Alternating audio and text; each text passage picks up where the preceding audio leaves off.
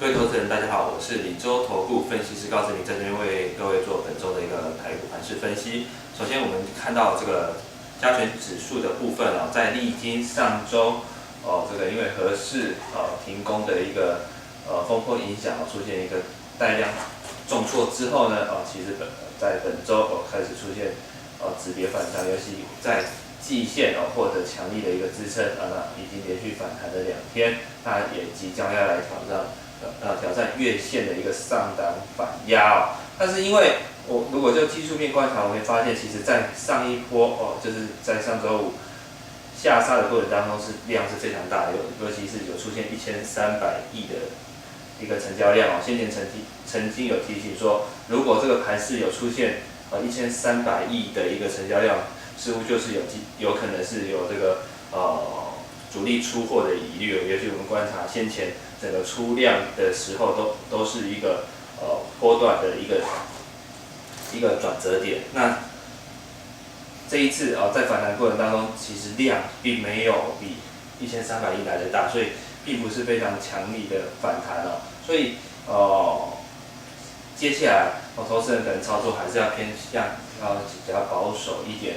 在反弹过程当中，如果持股有开始有出现获利，或者是你的亏损有缩小，建议还是要做一些汰弱留强的动作。毕竟从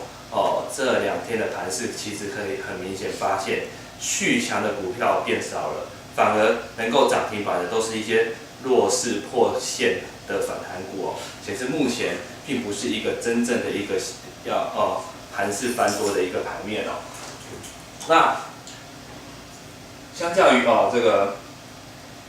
加权指数已经站上季线，甚至要突破月线反压这个时间点呢，我们会发现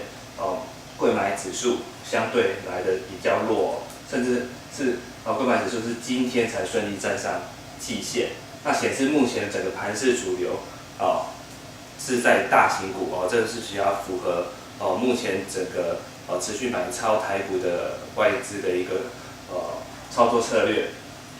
那一样，我们可以发现，在上周五大盘回档的过程当中这个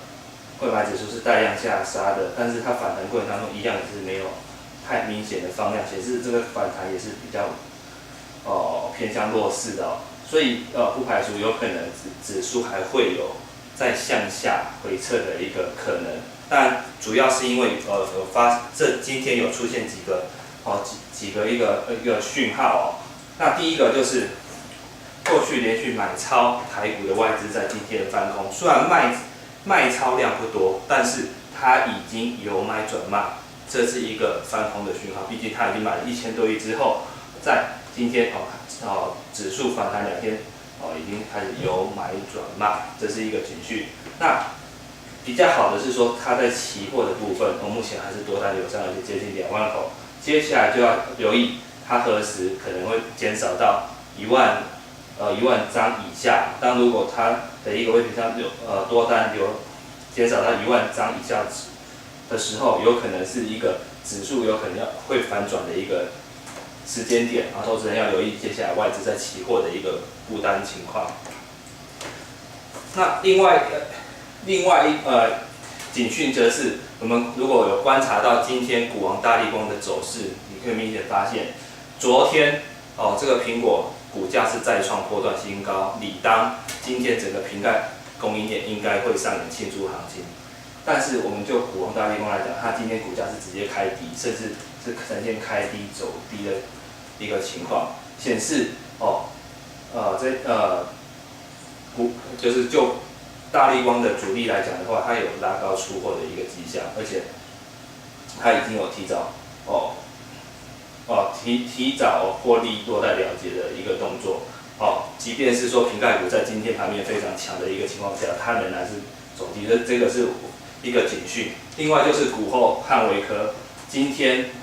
没有创高之外呢，它还呈现开低走低，最后一盘差1档就达到跌停。那在股王股后都率先杀低的情况之下，显示做多台股的主力有在拉高出货的一个动作。当然，就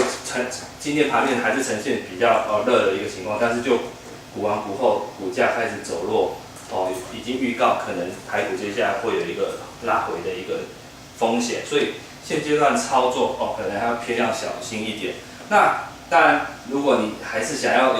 在短线做一些赚价差的一个操作策略，那可能要挑选法人认同度比较高，也就是法人有在积极买超的个股哦。那我认为苹果供应链会是目前风险相对低的一个族群。第一个，我们先前已经提到，今年它有很多新品会推出，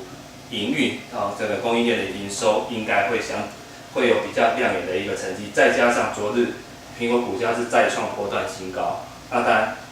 是会激励不管是投信或者是外资的一个资金开始流入相关个股。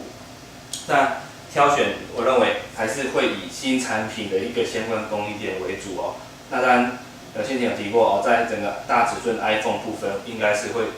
在手机的一个社会股。那当然 iWatch 因为它是一个新的产品，整个出货动能比较会有一个大的一个想象空间，所以这两个相关供应链会有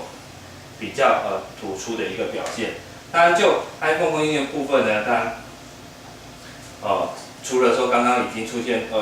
有被拉高出货的大立光之外呢，其他个股应该都还可以持续做一个留意。当然，台骏最近股价有破底，主要是因为它去年第四季毛利率有下滑，甚至最近所传出它的订单有被分食的一个情况，所以造成股价比较弱。除了大立光跟台骏之外呢，我认为其他个股还可以持续做一个追踪。那就4958的真理部分呢，投资人是可以留意，因为毕竟它在拉回测试月线之后呢，有获得支撑。那今天股价有在翻红，那看起来技术多方是有守住月线的一个企图，所以随着整个资金往苹果供应链来流进，未来它股价应该还有再持续走高的一个机会。那在 iWatch 部分呢，那我认为就像2313的华通，也或者是3673的 TBK 股价应该可以持续做一个留意，毕竟他们的涨势是在整个供应链中比较落后的，随着最近资金进入，应该还会有一些表现机会。那就3673的 TBK 来讲的话，我们可以发现今天它股价是带量创反弹以来的一个波段高点哦。那以技术面来讲的话，它等于是又再次突破一个平台整理区，当然就有机会有一个续强的表现。那只要在法人持续涌入的一个情况，就是法人的一个买超有持续做买进的动作之下呢，应该股价都还会有再向上攻高的一个机会。那另外先前有提醒投资人可以留意在4K 大电视的一个供应链毕竟今年有巴西世俗在，又有5一长假的一个备货潮，整个相关供应链应该营运会有一个落底反弹的一个机会，再加上近期其实面板的报价出货都有开始明显升温的情况之下，将有助于整个他们公司的一个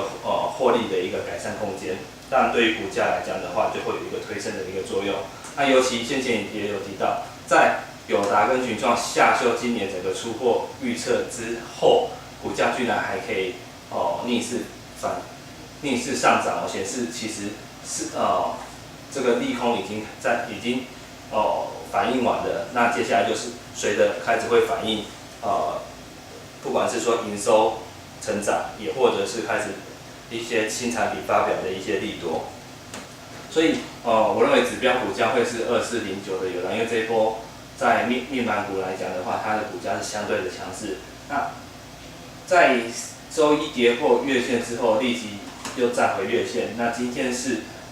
持续站回月线之上那我们接下来就观察它何时会再带量突破前波这个高点。那如果它能够再次突破这个高点之下呢，将会带动不管是群创或者是它整个面板的一个相关零组件的一个涨势或者是可以留意未来整个面板的一个族群。那以上是在这边为各位做的一个分析。那预祝各位投资人在本周操作顺利，谢谢。